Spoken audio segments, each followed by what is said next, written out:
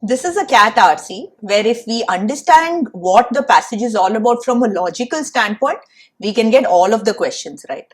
The topic might be a little abstract, it might seem a little difficult, but if we just get a sense of what it is that the Maya were looking at, that by itself will be enough, as you'll see. So let's look at the questions first. Anytime we have a question where we are asked what will undermine or weaken, what will strengthen or support, these are always inferential questions. So we need to understand what the classic Maya worldview is, and then based on that find which option will not undermine it. So we'll solve it at the end, and we're also getting a sense that we need to understand what the classic Maya worldview was. Here again, we need to understand what the classic Maya worldview is, and then we need to find which of these four worldviews would be similar to that. So needless to say, the classic Maya worldview is something that we need to pay close attention to because we already have seen a couple of questions on it.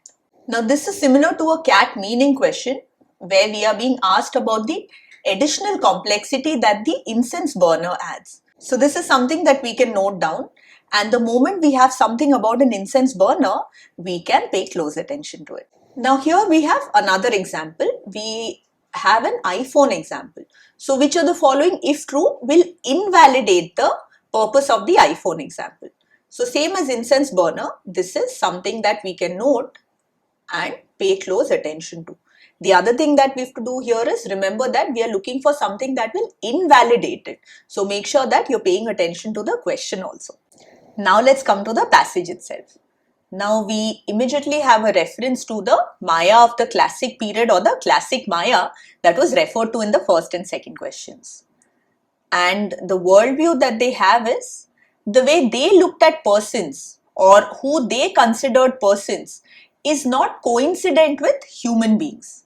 That is, human beings were persons, but other non-human entities could be persons too.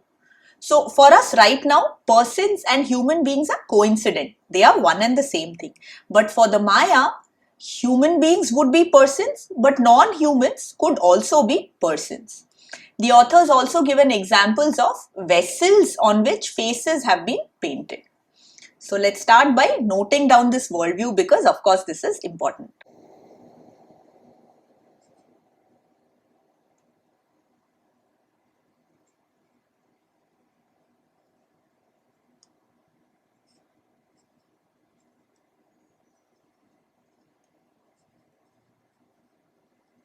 So for the Maya, humans can be persons and non-humans can also be persons, which will also include non-living creatures. We have an example of a vessel, which of course is not just that they are looking at humans as well as other animals, birds, fish and all as persons, but they are also looking at non-living creatures or non-living things rather, such as vessels also as persons.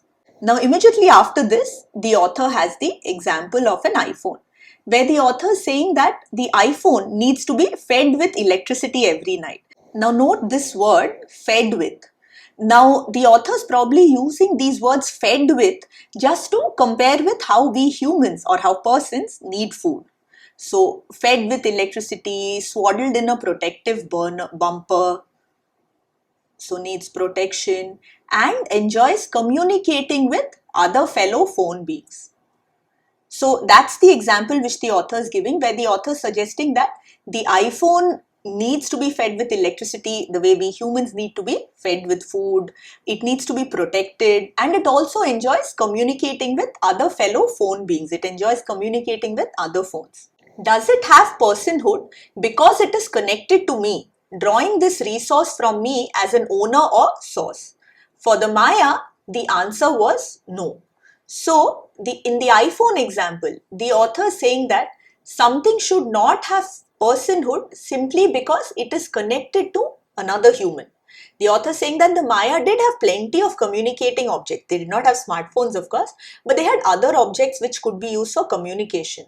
But they would not be considered as persons simply because of the connect with humans. So at the moment, we don't know what exactly would constitute personhood or what would So at the moment, We don't know what would be considered personhood or what would be required for some non-human animal or thing to be considered as a person, but we know that the reason for that is not the connect with some other human being. The reason itself or what is required is something that's given in the next paragraph. But before we come to that, let's finish this and use that to solve the iPhone question.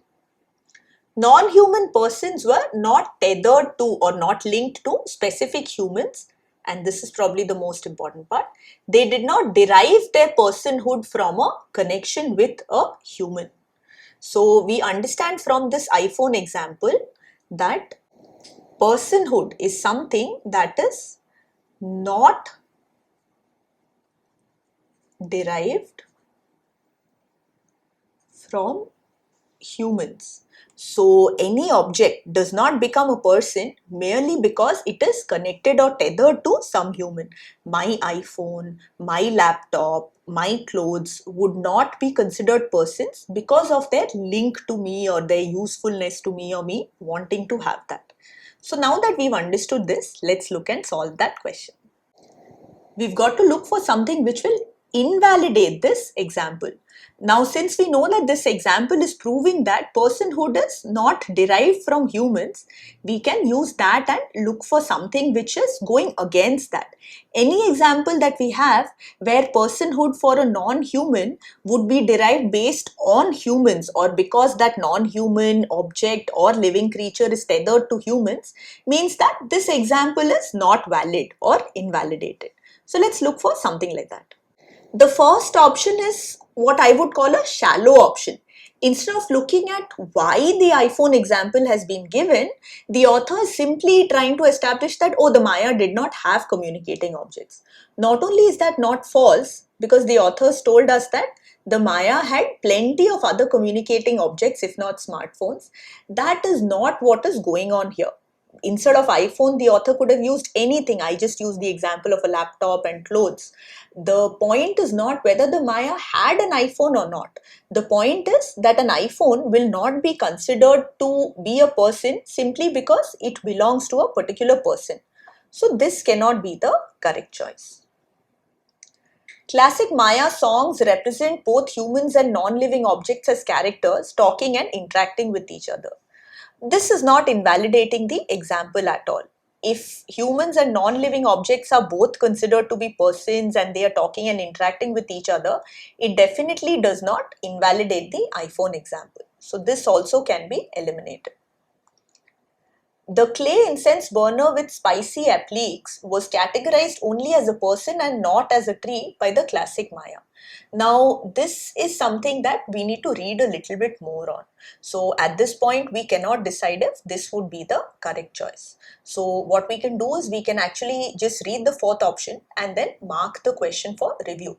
Now, what I'm doing here is I'm taking you through the way that I've actually solved this RC and the way that I've got the questions right and gone on to get 99.9 plus, right? Without, talking too much about the percentile. If you use the techniques that I have, you can look to finish as much of the paper as possible with as much accuracy as possible. So from a technique standpoint, we can actually start solving this question right here. If there's something which is not yet mentioned, we have another question about the incense burner. So we know that there's some example about an incense burner. So this option is not something that we can choose right now. So in an exam, when something like this happens, what we can do is we can just mark the question for review, knowing in our mind that these are probably not the right answers and use that later when we read about this example. Now quickly looking at the fourth option, the personhood of the incense burner and the stone chopper was a function of their usefulness to humans. Now this, even though we don't know about the incense burner and the stone chopper, seems to be what is invalidating the iPhone example, because the iPhone example is proving that personhood is not something that is derived from humans or derived because an object is tethered to or linked to humans, right? They do not derive their personhood from a connection with a human. So if that is the case, here we are saying that personhood is a function of their usefulness to humans. So it is connected to humans. So this definitely should be the correct choice out here, but this is something that we are not sure of. So it will make sense to just mark this question for review. Continuing with the passage, in the next paragraph, the author tells us what exactly is required for personhood. It is something which is activated by experiencing certain bodily needs and through participation in certain social activities. For example, persons are marked by personal requirements such as hunger, tiredness, physical closeness, and by community obligations, communication, interaction, ritual, observance. So, while this is not required for personhood, what is required is nothing but bodily needs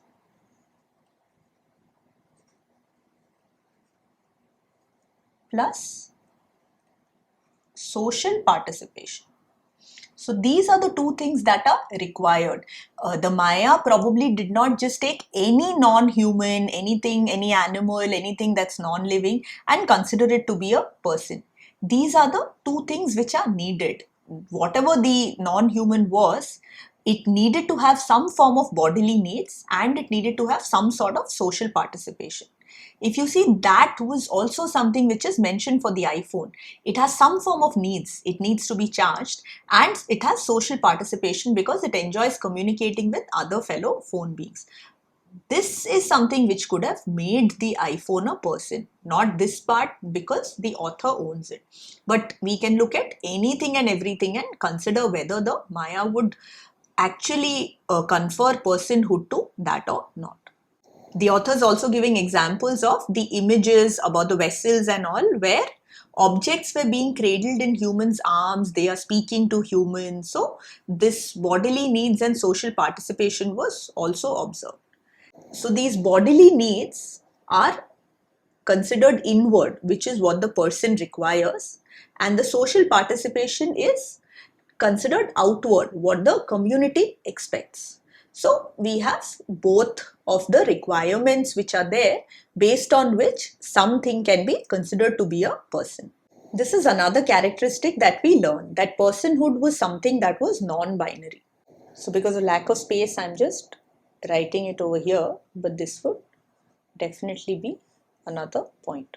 So personhood is something which is not binary. It's not just a 0 or 1, person or not person.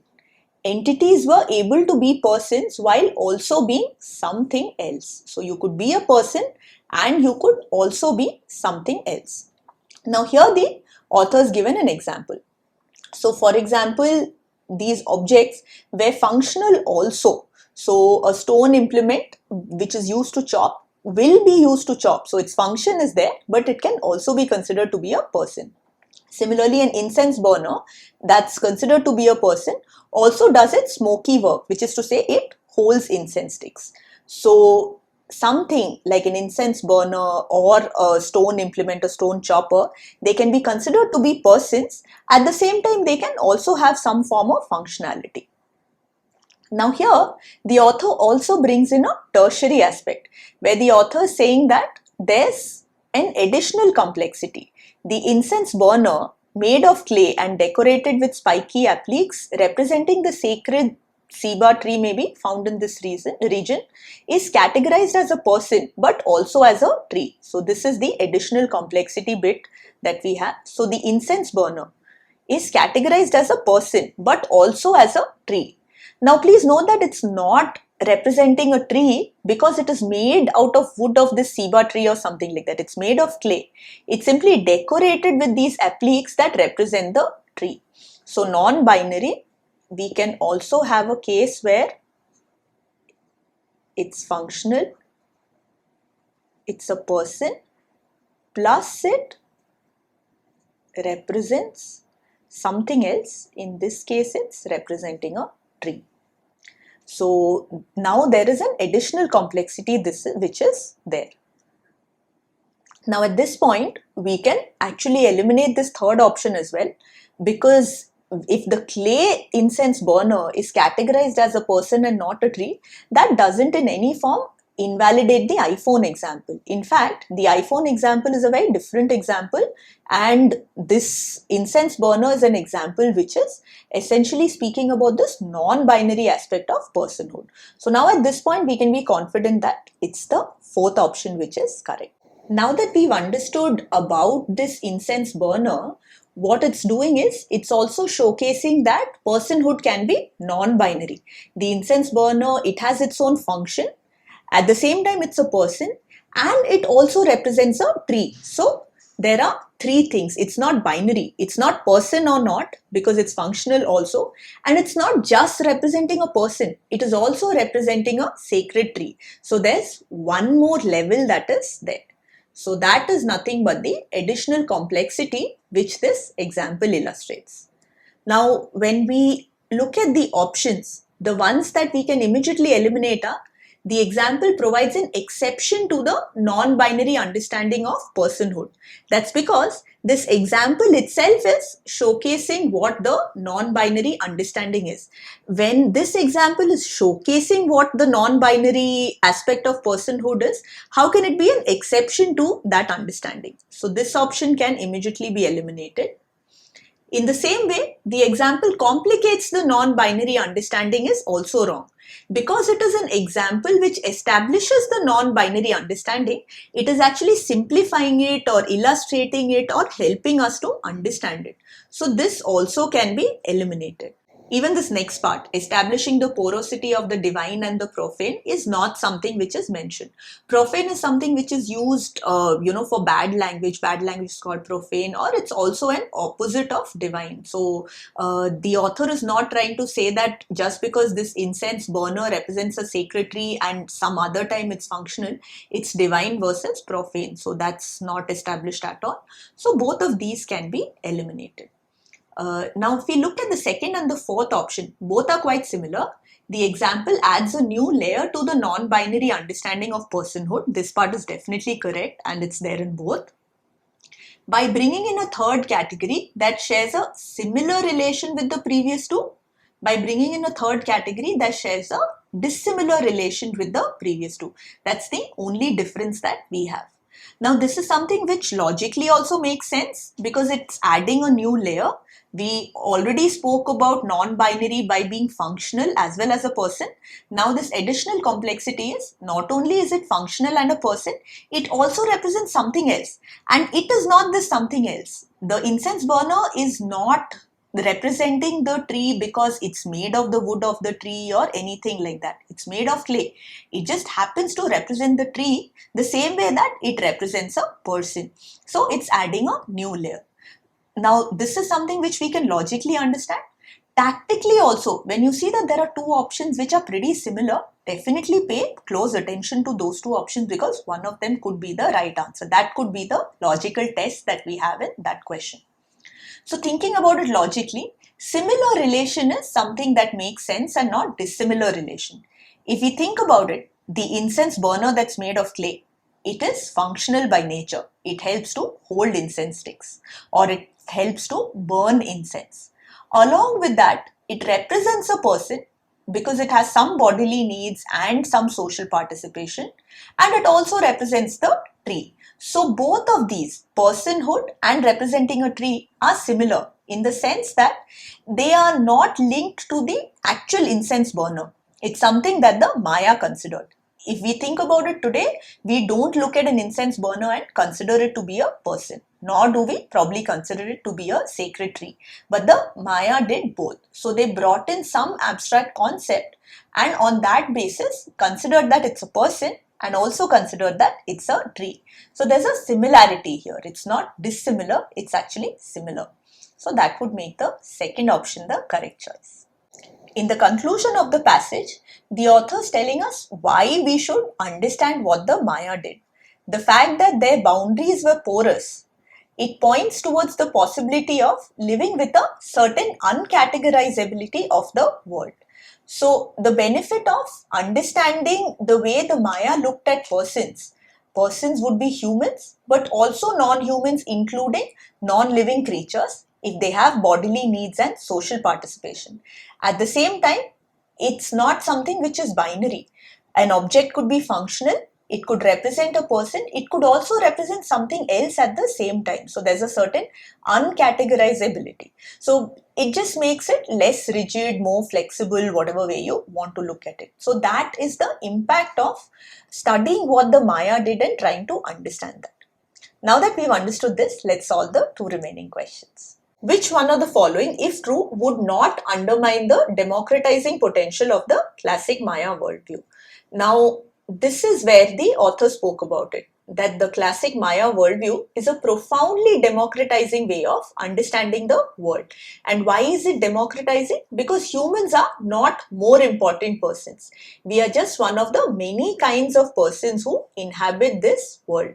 So it's democratizing because it is making it more of a democracy and making everybody equal, not just humans. There are many other kinds of persons, and humans don't happen to be the more important persons or anything like that. All of these are persons. As long as there's some bodily needs and some social participation, whether humans or non-humans would be considered to be persons. So now let's look at these options. Three of these options would undermine or weaken this worldview. Whichever would not becomes the correct choice. Now here they, of course, is the Maya. So if the Maya understood the stone implement and the incense burner in a purely human form, then that is undermining or reducing the democratizing potential. Because we've just established that humans are one of the type of people. But if the other types of persons are actually linked to humans, it becomes something similar to what we learned from the iPhone example, where personhood was not derived from humans. In this case, it seems like personhood is being derived from humans only. So this one is definitely undermining and can be eliminated. They believe that animals like cats and dogs that live in proximity to humans have a more clearly articulated personhood. Again, if you are living in proximity or if you are living close to humans, then you have a more clearly articulated personhood. So how much of a person are you depends on how close to humans you live.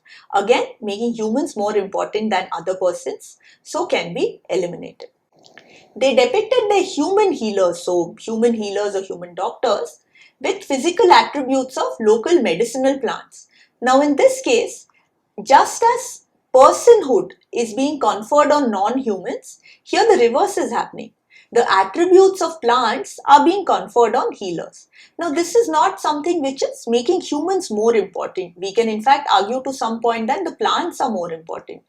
Just as the Maya are considering non-humans to be persons, they're taking some characteristics from plants and connecting it to healers, which is totally fine. Medicinal healers, right? So this is not something which is undermining or reducing the democratizing potential. If anything, it is bringing everything at par, because some attributes of humans have been conferred on non-humans, and now some attributes of non-humans, of these plants, are being conferred to humans. So it's totally fine.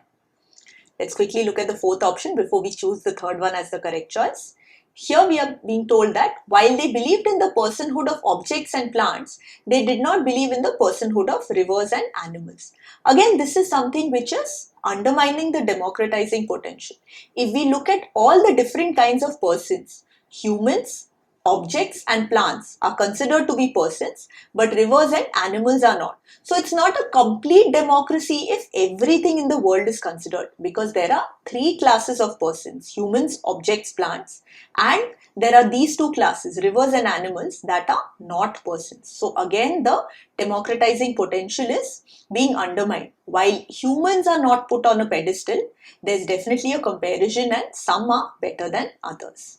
So the third option becomes the correct choice out here, because this is not undermining the democratizing potential. It's not putting humans ahead of others or anything like that.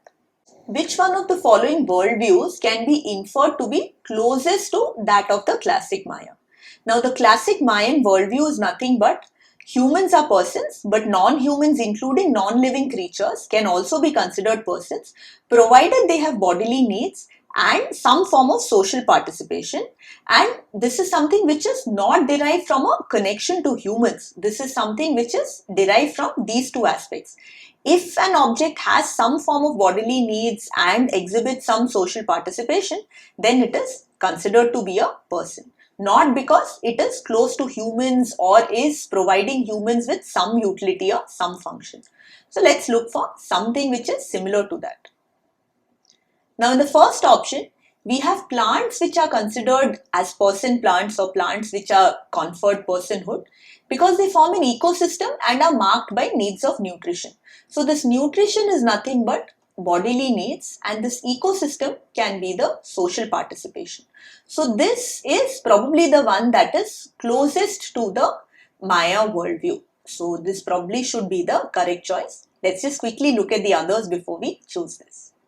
Now in the second option, hunting weapons are considered as sacred person artifacts. So hunting weapons, again something that is non-human and not non-living, is considered to be person artifacts and even sacred because of its significance, because of their significance to its survival. Now, the hunting weapons are considered to be significant to the survival of the tribe, and it's only because of that they are considered person artifacts. Now, the Maya have clearly said that personhood is not derived from some connection to humans, but here it's about the survival of the tribe. So there is a human connection here. So this is not close to the Maya worldview. Similarly, if you see the third option, that's also pretty similar to the second one. A futuristic society perceives robots to be persons because of their similarity to humans.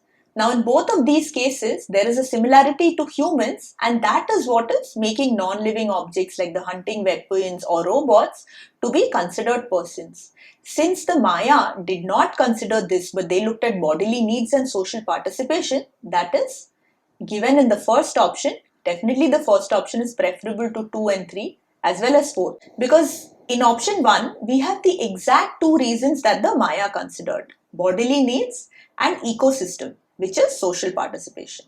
Now here, bodily needs is given, so this part is correct. But functionality again connects it to humans. So it's close to the Maya, but not as close as the first option. So we can eliminate it and choose this to be the correct choice. So that's it then for this RC. And you can see this is an abstract concept. In conferring personhood on non-humans is something that most of us will not really be able to immediately wrap our heads around. We might think of our pets as persons. We might think of, things like phones as things that we can't live without and stuff like that. But to look at so many things and consider them persons is something which is a little away from what we think. But then if we just note correctly what the Mayans required to consider things as persons, what they didn't look at, and what is this non-binary aspect, that by itself is enough to quickly solve all the 4 passages. If you found this passage difficult while solving it, stay tuned, because in one of the upcoming videos, we are going to also talk about what sources that you can read more from to get more comfortable with more abstract passages.